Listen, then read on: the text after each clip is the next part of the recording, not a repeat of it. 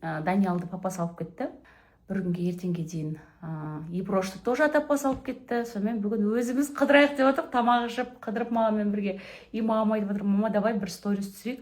Сторисыма сіз мен сұрақ қоямын, жауап бересіз десем, мамам айтады, қандай сұрақ қоясың? Заранее айт, мен дайындалайын дейді. Мен айтамын, мен заранее дайындалып айта алмаймын, мен аузымнан қазір қандай сұрақ шығады, соған жауап бере берсеңізші деп отырмын да. Басты сұрақтарымның бірі кешегі мен мамский разговорға жаңағы сұхбат бердім. Көрдіңіз, иә, пластикалық ота жайында. Енді өзінің қасына қас жасатқан адам болғаннан кейін сіз мені бір қолдайды деген үмітте отырмын. Енді не айтасыз енді? Елдер жазып жатыр ғой, типа енді аяғың онша мен сана мынау деп жатыр да. Хотя сол адамдардың өздері пластикалық отаға қарсы болып отыр, якобы. Әр адам әртүрлі ғой. Біреулер қарсы болады, біреулер ұнатады, например. Мысалы, сіз жасатар ма едіңіз бетіңізге, өзіңізге пластикалық отамыз? Жасатпас едім. Неге? Бетім нормально ғой. Неге жасатамын? Бірде бір очко деген нәрсе болып тұр да. Қазір халық қарсы болып қала ма деп сөйтіп қорқып жатқан сияқтысыз негізі менің ойымша. Шын айтамын, мен жасатпас едім. Енді әркім әртүрлі ғой, әр адам әртүрлі ойлайды, например. Жасатқысы келетін адам болады, жасатқысы келмейтін адам болады. Мысалы, сіздің қызыңыз мен пластикалық отаның менің оталарыма сіздің көзқарасыңыз сәтті шыққан ба? Иә, сенің оталарың сәтті шыққан. Қай жасатқан жерім әдемі шыққан. Бірақ сен операцияға дейін де әдемі болғансың. Иә. Енді ол конечно осы бар. Елдер ойлайды, мені бір как будто операцияның алдында бір түрім құбыжық болды деп ойлайды ғой деймін елдерден да. Менің түрім осындай әп-әдемі болған. Просто операция деген ол адам танымастай өзгеріп кету емес қой. Какой-то нәрсеге көңілің толмағандықтан жасау. Мысалы, денеме фигурама жасқан отамның бір себебі бірден әр адамның денесі әртүрлі болады. Мысалы, груша тәріздес фигура болады, квадратная фигура болады, домбыра тәріздес фигура болады, тақтайдай фигура болады. Мысалы, мен тақтайдай фигура болдым. Не белім жоқ, не попам жоқ, не кеудем жоқ болған. Киім кие қалайын десем, то жараспайды. Тем более киінгенді өзім ұнатамын да. Разные образдар жасаған ұнатамын. И кейбір өзіме ұнайтын киімдерді мен кие алмадым. Сондықтан мен пластикалық отаға жүгіндім, чтобы денемді арықтау үшін емес. Бұл жерде мен никогда прям қатты семіз болдым деп айта алмаймын. Менде пропорцияны дұрыстау, теңдікте ұстау. Өйткені мен мысалы төменгі бөксе жағым кішкентай болса, белім ровный болды, мысалы белден андай изгиб болған жоқ деген сияқты. Соларды жасау үшін жасадым. И мен өзімнің мысалы фигурама 100% көңілім толады. И мысалы менің блефаропластикамды айтыңызшы, мен көзімде мысалы 1 грамм шрам жоқ, қараңыздар. Идеально жасқан. Көп адамдарда дұрыс емес жасайды ғой. Иә. Енді нақты жақсы білетін врачтарға барып жасатқаннан кейін әдемі шыққан сенікі. Кейбіреулер косметологтарға барып жасатады, жаңағы өзінің маманы емес адамдарға жасатады, содан кейін жаңағы ұнамайтын результат алып жатады ғой, например, өзінің ойындағыдай емес. Мен бір байқағаным Зухрадан, адам қатты өзгеріп кетпейді. Слегка сәл өзгеріс болады адамда бар ғой, иә? Мысалы, түрі страшный адам болса, уақытта әдемі бола алмайды ол операциядан. Сәл-сәл өзгеруі мүмкін, бірақ сол түрі қалады адамның. Еш уақытта басқа адамға айналып сұлу болып өзгеріп кетпейді. Өзінің желаемый результатын алады адам. Кейбіреулерге ол да болмай қалады, например. Операцияның алдында да сұлу болғам, операциядан кейін де сұлумын да. То есть менің сұлулығымды ешқалай өзгерту мүмкін емес та, ештеңкемен. Иә, дұрыс айтасың. Операцияға барам деген адамдар беттеріне повязка жасалады да, шешіп қалғанда уродкадан красавицаға айналып кетті деген. Ондай пластический хирург деген олар волшебник емес қой. Олар могут подкорректировать, мысалы көзіңіздің описаниясын, кожасын алып освежить етуі мүмкін да. Но бірақ 100% сіздің бетіңізге, мысалы сіздің түріңіз Алена Шишкова сияқты сары бір андай болса, Айшвария Рай сияқты болып кетпейсіздер да, екі түрлі адам болып кетпейді. Правильный хирургты выбирать ету керек. Мен мысалы көзім Қобыланды клиникасында жасқам, мұрным мен көзімді Булхорн операциясын жасаттым.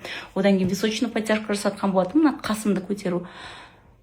Барлық операциям өте сәтті шықты, өзіме қатты ұнады. И мысалы Москваға барып қасымды жасаттым и фигурамды жасаттым. Я осталась довольна 100%. Өйткені мен мысалы фигурасын жасап атқан біраз адамдарды көрем ғой, енді жақсы сәтті шығып атқандар бар, біреулер қайтыс болып кетеді, мысалы Құдай сақтасын, оның бетін арғысын. Біреулердікі неудачно шығып жатады, дұрыс алмағаннан разный ой қойып болып қалуы да мүмкін да. Мысалы хирургты дұрыс выбирать ету керек. Ертең мысалы мен аквапаркке барсам да, денемді ашып спокойно жүре аламын, фигурамды көрсетіп жүре аламын да. Мысалы ішім қыздікіндей болып тұр да. Кейбір жерлерде дұрыс емес жасап қалуы да мүмкін. Енді көз көріп құлақ естіп жүрген жерлер бар енді. Ешкімді жамандамаймын, мен әркімнің өзінің таңдауы. Мен өзім пластический хирургтарды тщательно выбирать етемін и супер результаттар алдым деп айта аламын. Спросил, с кем бы ты лучше осталась бы, с медведем в лесу, либо с мужчиной? Мама сказала с мужчиной. Я думаю, что это правильный ответ. Почему? Потому что сейчас от рук мужчины умереть Нет, не умереть 99%. Он разумный человек. В среднем у мужчин такого взрослого IQ там 130-120, да? У нас таких людей вот IQ там где-то 80-90, ну как у нас. И вот, а сейчас у медведей умереть от них рук 80%. И все говорят типа, нет, я залезу на дерево, но он же еще добрый, я могу погладить его. Все это. С мужчиной можно договориться. А еще говорят типа, нет, меня мужчина убьет, все это. Примерно біліп қалдыңыздар ғой, любой нәрсені мен балаға беретін кезде всегда тщательно выбирать етемін. И мен қанша жылдан бері Ерасылды міне сіздердің көз алдарыңызда өсіп, өзгеріп, қалай ет алмағанын, қалай салмақ көтергенін дұрыс даже ойлана алатынына таңғаламын да, потому что мен бұрын Ерасылды көшеге шығара алмайтынмын. Бұл жүгірсе машина қағып кетеді, анау деген сияқты сөздерді түсінбейтін. Мен всегда я боялась. Енді ол моментта мен ойламайтынмын, что ЗПР деген нәрсені осы 6 жасынан 1 классқа барғаннан бастап беріп келе жатырмын. Қазір уже 10-ға келдік, кстати, уже 4 жыл болыпты, оказывается, Ерасылдың осы өнімді ішіп жүргеніне. Енді периодически демалдырып тұрамыз, периодически курсымен бір алып беріп қоямын. И мен қазір холодильникті ашып атып, қазір бір нәрсе көрсетіп жатырмын. Негізі холодильникке салмай-ақ қойсаңыздар да болады. Аз ғана бар ішінде. И менің тағы бір проблемамда сразу не отходя от кассы көрсете салайын деп тұрмын. Мынаны қараңыздар, холодильниктің артына мұз қатып жатыр. Не істеймін? Я не могу понять. И градусын қараңыздар міне. Но неге бұндай болып жатыр? Сәлем баршаңызға, қалдарыңыз қалай? Мен деген жұмыстарым арасында осылай үлгеріп реклама түсу келдім. Бұйырса тез рекламамды аяқтаймын да. Ары қарай жұмыстармен кететін боламын. Бүгін капец күн ыстық, енді әбіршіп тұрмын енді. И бүгінгі киім образ лук менде осындай. Сол. Сізелуден ол таза емес екен. Таза сарағаш мынау. Короче, маманы Астанаға шығарып салып алдым, Айбар екеуін. Соның үшін мына жерден су алғанбыз. Су алсақ, жаңағыдай енді Сарыағаш обычно 150 ма, қанша 400 ба. Соны алсақ, ішпеймін деген ғой негізі. Соны алдым. Соны 800 теңге екен бұл жақта.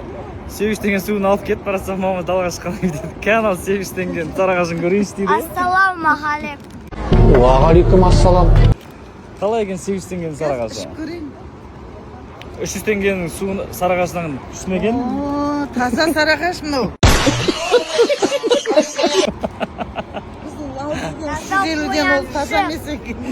350 таза емес пе екен? 800 теңгені тәтті ме екен? Айтпа, қайттан бері.